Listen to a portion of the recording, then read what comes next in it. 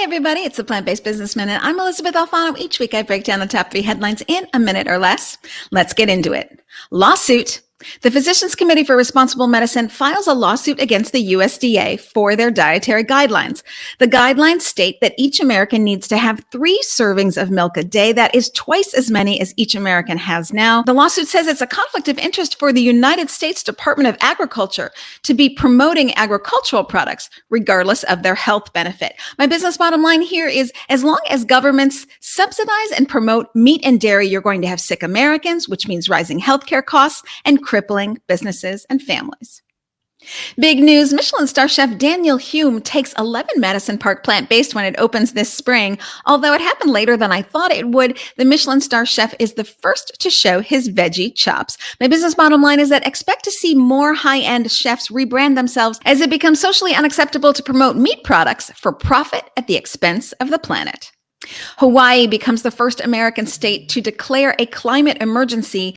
The island state is facing a dwindling water supply, rising tides, floods, and droughts, and it is expected that Hawaii's coral population will die by the end of the century. My business bottom line, and we discussed it on the Plant-Based Business Hour with Tom Mastroboni of Big Ideas Ventures this past week, is that as 2025 and 2030 approach and companies and countries have not yet even started to address their climate goals, you're going to see more states, cities, and countries around the globe declare a state of emergency.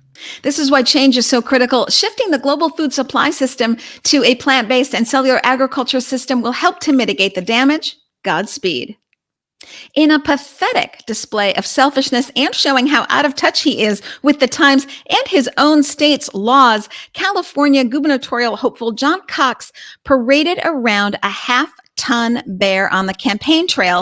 The Kodiak bear name tag has been used as a publicity stunt on this Meet the Beast tour. This has drawn criticisms from all sides because indeed California passed 2 years ago SB 313, which prohibits the use of wild animals in circuses, protecting these animals from the misuse of being forced to do unnatural things in unnatural circumstances.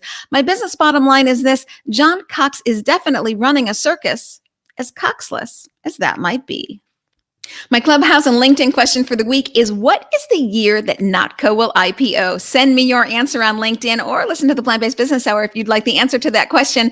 This has been the Plant-Based Business Minute. I'm Elysabeth Alfano. If you would like a deeper dive into plant-based business, please subscribe to the Plant-Based Business Hour wherever you get your podcast. And if your company is trying to navigate the plant-based landscape, please reach out to me and my team on LinkedIn. We here at Plant Powered Consulting are here to help with marketing strategy, communication strategy, PR, and so much more. Until I see you again next week, remember that together we're taking back our health, the health of the planet, and the health of our bottom line.